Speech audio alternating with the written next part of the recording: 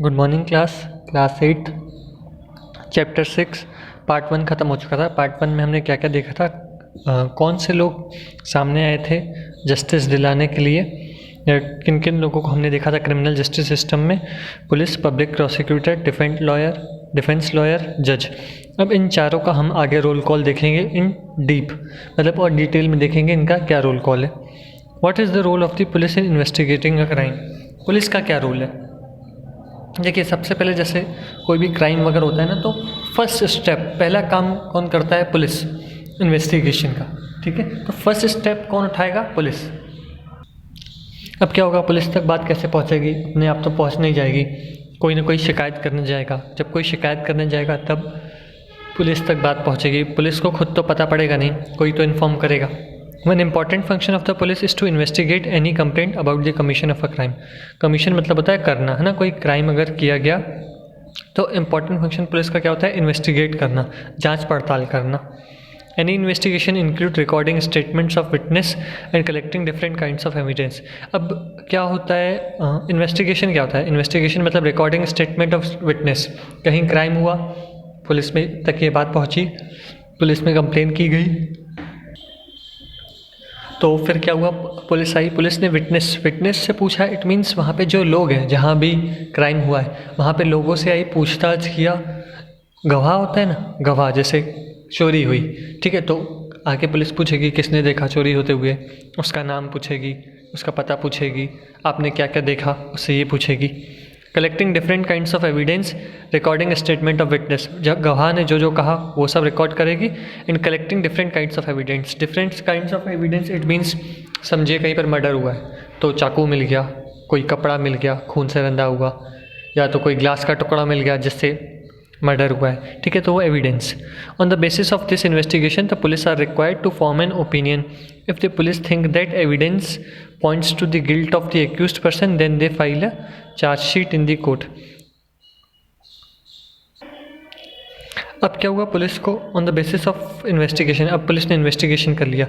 अब इन्वेस्टिगेशन करने के बाद पुलिस को अगर ऐसा लग रहा है, अगर उसके ओपिनियन में ऐसा लग रहा है कि ये जो एक्यूज्ड पर्सन है, दोषी है, जिसको दोषी बोला जा रहा है, तो ये सब इसके फेवर में है, मतलब ये सब बातें हाँ प्रूफ कर रही हैं कि एक्यूज्ड है, then they will file a charge sheet in the court. तो फिर पुलिस क्या करेगी? चार्ज शीट मैंने आपको कल बताया था, एक डॉक्यूमेंट या एक रिकॉर्ड होता है जिसमें पुलिस क्या लिखती है कि क्या क्या चार्जेस हैं किसी के अगेंस्ट, किसी भी क्राइम के अगेंस्ट या किसी पर्सन के अगेंस्ट, उसके ऊपर क्या क्या इल्ज़ाम लगाए गए हैं।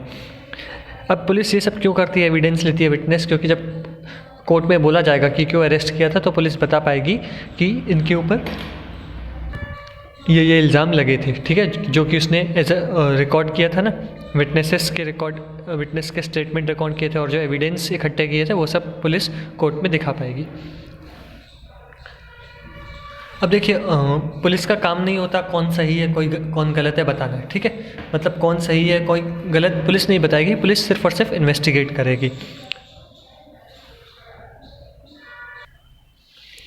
You read in Unit 2 about the rule of law, which means that everyone is subject to law of the land. This includes the police. Therefore, police investigate always have to be conducted in accordance with law and with full respect of human rights. अब होता क्या है कि police ने arrest किया, investigation किया, उसके बाद अरेस्ट किया। तो जब पुलिस अरेस्ट करती है, ठीक है, या इन्वेस्टिगेशन कर रही है, तो rule of law it means certain rules and regulations है, उस प्रोसेस के अकॉर्डिंग पुलिस क्या करेगी? किसी को अरेस्ट करेगी या इन्वेस्टिगेट करेगी। अपनी मनमर्जी नहीं चलाएगी कि हाँ ये दोषी पाया गया तो उसको मार मार कर हालत ख़राब कर दी, या मार मार कर उससे उगलवा दिया कि हाँ तुम ही दोषी हो, ऐसा नहीं। मतलब कुछ सर्टेन गाइडलाइंस है कि रूल ऑफ लॉ तोड़ना नहीं है। अगर मान लीजिए वो दोषी ना हो, फिर बेमतलब उसे पुलिस ने मार दिया, तो सुप्रीम कोर्ट ने, the supreme court has laid down guidelines that the police must follow at the time of arrest, detention and interrogation. Supreme court ने कुछ गाइडलाइंस बताई है कि जब पुलिस अरेस्ट करे, ठीक है, या पूछताछ के लिए किसी को रख रही है जेल में, या इंट्रोगेट कर रही है, जनरल पूछताछ कर रही है। डिटेंशन मतलब कैद करके रखना पूछताछ के लिए, अरेस्ट मतलब पूछताछ के लिए नहीं, उसे अरेस्ट कर लेना। एंड इंट्रोगेशन मतलब सिर्फ पूछताछ। अरेस्ट मतलब उसे अरेस्ट कर लिया गया, साबित हो गया। डिटेंशन इट मीन्स उसे 1-2 दिनों के लिए रखा है कैद में ताकि उससे फर्दर पूछताछ कर सके। और इंट्रोगेशन में कैद नहीं करती, जनरल पूछताछ होती है, ठीक है। इंट्रोगेशन इट मीन्स क्वेश्चनिंग करना।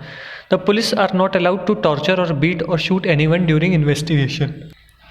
पुलिस को अलाउड बिल्कुल भी नहीं है कि वो किसी को टॉर्चर करे, ठीक है। टॉर्चर करे इट मीन्स मार मार के उगलवा दिया कि हाँ तुम ही गुनाह किया है, तुमने ही गुनाह किया है, बोल रहे हो कि नहीं बोल रहे हो, बहुत मारा, या कोई उगल नहीं रहा है तो उसको शूट कर दिया, ये अलाउड नहीं है पुलिस को।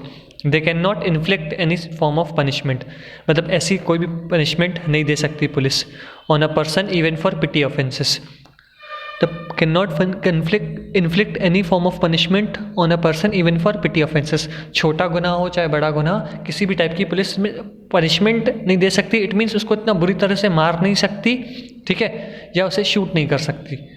Article 22 of the constitution in criminal law guarantee to every arrested person the following fundamental rights. अब देखिए, जो अरेस्टेड पर्सन है, हम आम जनता है वो तो ठीक है, जो अरेस्टेड पर्सन है उनके भी कुछ राइट्स हैं। क्या राइट है? राइट नंबर 1, जब भी कोई पर्सन को अरेस्ट किया जा रहा है तो उसे ये राइट है, ऐसा नहीं कि पुलिस आई, हथकड़ी लगाई और चलो पुलिस स्टेशन। जब भी पुलिस आ रही है, अगर उसे अरेस्ट कर रही है तो उसके पास राइट होना चाहिए ये पूछने का पुलिस से कि मुझे अरेस्ट क्यों किया जा रहा है, किस जुर्म में अरेस्ट किया जा रहा है, ठीक है। जैसे इस केस में अरेस्टेड पर्सन कौन थी? शांति थी। The right to be presented before a magistrate within 24 hours of arrest. अब पुलिस ने क्या किया, मान लीजिए किसी को अरेस्ट कर लिया, अरेस्ट करने के बाद उसे 4, 6, 10 दिन तक छोड़ा ही नहीं, जेल में ही रखा, ऐसे तो फिर इसका फंडामेंटल राइट वायलेट हो जाएगा, वो फ्री घूम ही नहीं सकता। हमको पता ही नहीं पड़ा या किसी पर्सन को पता ही नहीं पड़ा कि मेरा भाई या मेरा फ्रेंड जेल में, उसको कोर्ट में पेश करना पड़ेगा, ठीक है, 24 आवर्स में, 24 घंटे में उसे कोर्ट में पेश करना पड़ेगा। The right not to be ill treated और टॉर्चर्ड ड्यूरिंग अरेस्ट और इन कस्टडी। अब जैसे पिछले केस में क्या हुआ था सुशील के साथ, सुशील के साथ क्या हुआ था कि उसको रख लिया गया था जेल में, ठीक है, उसको टॉर्चर कर रहे थे, ये बोल रहे थे कि तुम ही नहीं किया है, तुम्हारी गैंग है जो आसपास घूमती रहती है, तुम ही लोगों ने गोल्ड चेन चुराई है, ठीक है। तो ये इल ट्रीटमेंट हो रहा था, जो सुशील के साथ हुआ वो गलत था, एज पर लॉ नहीं था। तो किसी को भी टॉर्चर नहीं किया जा सकता at the time of arrest, detention and interrogation. मार मार के उगलवा दिया तो ये गलत है। Confessions made in police custody can not be used as evidence against the accused. Confession it means police में जो भी हमने कबूल किया है, जैसे पुलिस ने बोला कि बता तूने चोरी की है कि नहीं, हमने बोला नहीं की, तो हमें मारा। हो सकता है पुलिस ने टॉर्चर करके टॉर्चर किया हमको और फिर हमसे उगलवा दिया और फिर वो रिकॉर्ड करके अदालत में दिखा दिया। तो पुलिस स्टेटमेंट में हम कोई भी स्टेटमेंट दे रहे हैं तो वो लीगल नहीं होगा, है ना, वो वैलिड नहीं होगा। अगर अदालत में कन्फेस किया, एडमिट किया, ठीक है। पुलिस स्टेशन में अगर कन्फेस किया तो वो वैलिड नहीं है, क्योंकि हो सकता है पुलिस टॉर्चर करके उगलवा दे। A boy under 15 years of age and women cannot be called to the police station only for questioning। 15 years का बॉय या फिर गर्ल, है ना, बॉय या गर्ल 15 साल तक का, 15 साल के नीचे का, और वुमेन, उनको सिर्फ क्वेश्चनिंग पर्पस के लिए, सिर्फ सवाल जवाब करने के लिए पुलिस स्टेशन नहीं बुलाया जा सकता, पुलिस खुद जाएगी। किसी पर्सन मैन को बुलाया जा सकता है, पर औरतों को और छोटे बच्चों को 15 साल से नहीं बुलाया जा सकता। अगर इनके इस उन्होंने कोई जुर्म किया है तो जाकर उन्हें गिरफ्तार कर सकते हैं या उन्हें बुलाया जा सकता है, थाने लाया जा सकता है, पर सिर्फ क्वेश्चनिंग पर्पस के लिए उन्हें थाने नहीं बुलाया जा सकता, पुलिस जाके खुद क्वेश्चनिंग करेगी। अब supreme Court of India has laid down specific requirements and procedures that the police and other agencies have to follow for the arrest, detention and interrogation of any person। Supreme court ने कुछ ये guidelines दी हैं, किसके basis ये कैसी, मतलब ये guidelines दी, क्यों गाइडलाइंस दी, या पुलिस, सुप्रीम कोर्ट ने ऐसा क्यों बोला कि supreme court had laid down guidelines and the police must follow ये सब चीज़ें। पुलिस को टॉर्चर नहीं करना है, मारना नहीं है, शूट नहीं करना है। कैसे पुलिस ने बोला, क्यों पुलिस, क्योंकि ये सुप्रीम कोर्ट ये सब बातें कर रहा है, इसका एक कोई सोर्स है जिसकी वजह से ये सब किया जा रहा है। डी के बासु कौन थे? Member of legal aid organisation, member of legal aid organisation थे, ऑर्गेनाइजेशन के मेंबर थे। पूरा नाम है इसका ऑर्गेनाइजेशन का, member of legal aid service organisation. ये नॉन पॉलिटिकल ऑर्गेनाइजेशन था। क्या इन्होंने बोला था, एक्चुअली इन्होंने क्या नोटिस किया था कि बहुत सारे लोग जैसे कैदी वगैरह हैं वो जेल में मर रहे हैं, वो ऐसे ही तो मरेंगे नहीं, 1, 2, 3 समझ में आता है कि हो सकता है तबीयत ख़राब हो या ओल्ड एज के कारण, पर बहुत सारे लोग मर रहे थे। तो डी के बासु ने ये कहा कि सुप्रीम कोर्ट की ये सब जो पुलिस में हो रहा है, पुलिस कस्टडी में बहुत सारे लोग मर रहे हैं, पक्का कुछ ना कुछ उनके साथ गलत हो रहा है, इसलिए आप इस पर कोई एक्शन लो। तो डी के बासु ने कुछ गाइडलाइंस दी सुप्रीम कोर्ट को। अब डी के बासु ने सजेस्ट किया, मानना या न मानना सुप्रीम कोर्ट के हाथ में था। तो सुप्रीम कोर्ट ने बाद में इंस्ट्रक्ट किया। Supreme Court of India has laid down specific requirements. कौन सी? The police official who carry out the arrest or interrogation could wear clear, accurate and visible identification and name tags with their designation. जब भी police officer कोई किसी को arrest कर रहा है या इंट्रोगेट कर रहा है, सवाल जवाब पूछ रहा है, उसने साफ़ सुथरे कपड़े पहने हो, ठीक है, उसकी प्रॉपर आइडेंटिफिकेशन हो पाए। ऐसा नहीं कि उसने कोई इनफॉर्मल ड्रेस में हो, हमको अरेस्ट करने आ गया। प्रॉपर ड्रेस होनी चाहिए, नेम टैग्स होने चाहिए, आइडेंटिफाइड मार्क होना चाहिए, 3 स्टार 4 स्टार। जैसे IPS ऑफिसर है तो उसका मार्क अलग होता है, कोई SP है SI है तो उसका मार्क अलग होता है। तो प्रॉपर क्लियर ड्रेस होनी चाहिए, एक्यूरेट एंड विजिबल आइडेंटिफिकेशन होना चाहिए, नेम टैग्स होने चाहिए, वो जो स्टार बने होते हैं वो बने होने चाहिए, with their designations. With their designation it means वो IPS ऑफिसर है कि SI है, SP है, इंस्पेक्टर है, जो भी, तो वो सब होना चाहिए। Memo of arrest should be prepared at the time of arrest and should include the time and date of arrest. It should be attested by at least one witness who include a family member of the person arrested. The arrest memo should be countersigned by the person arrested. Memo of arrest it means एक record बनाना पड़ेगा कि जो arrest किया, prepared eight ये arrest जब कर रहे हैं तब प्रिपेयर होगा। क्या उसमें लिखा जाएगा? टाइम, कब किया, date. It should be attested by at least 1 witness.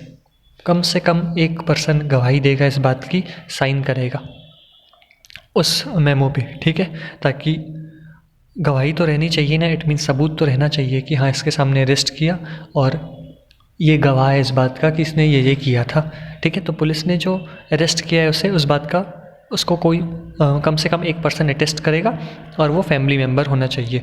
अच्छा, कम से कम एक पर्सन बोला है, 2 या 3 भी कर सकते हैं, पर एक फैमिली मेम्बर का होना ज़रूरी है। The arrest memo should be counter signed by person arrested. जिस पर्सन को अरेस्ट किया गया है उसका भी सिग्नेचर लगेगा, नहीं तो उसको तो पता ही नहीं कि किस लिए ले जा रही है मुझे पुलिस, ठीक है। इन केस उसे लगे से पूछताछ के लिए ले जा रही है, पर पता पड़ा कि जेल में ले जा के रख दिया गया, ठीक है। तो उसे भी पता होना चाहिए कि उसने साइन किया है, उसे अरेस्ट किया जा रहा है। The person arrested, detained or being interrogated has a right to inform a relative, friend or well-wisher. For example, किसी पर्सन को अरेस्ट किया जा रहा है, उसके आसपास अभी कोई नहीं है, तो उस पर्सन को राइट है कि वो क्या कर सकता है, अपने रिलेटिव को, फ्रेंड को, अपने वेल विशर को इन्फॉर्म कर सकता है कि मुझे जेल ले जाया जा रहा है। नहीं तो मान लो पुलिस उसे जेल ले जाए, उसने किसी को इन्फॉर्म किया नहीं, तो लोगों को क्या लगेगा, गुम हो गया या वो पता नहीं कहाँ चला गया, उसके साथ कुछ हो तो नहीं गया, ठीक है। तो अरेस्ट जब वो हो रहा है तो जो जिसको अरेस्ट किया जा रहा है उसके पास राइट है, वो क्या करता है, वो दूसरे अपने फैमिली मेम्बर्स को, फ्रेंड को, वेल विशर को इन्फॉर्म कर सकता है। When a friend or relative lives outside the district, the time, place or arrest and venue of study must be notified by police within 8 to 12 hours after arrest. ऐसा हो सकता है कि मान लीजिए कोई पर्सन बाहर रहता हो,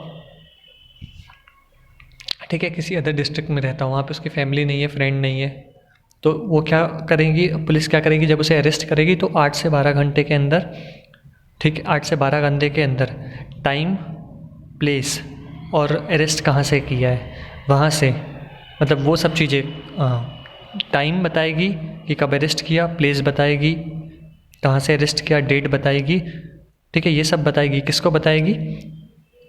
उसके फ्रेंड को या फैमिली मेम्बर को, जिस पर्सन को अरेस्ट किया उसके फ्रेंड या फैमिली मेम्बर को ये सब जानकारी दी जाएगी। थैंक यू स्टूडेंट्स, ये पार्ट ओवर हो गया, नेक्स्ट पार्ट हम कल पढ़ेंगे।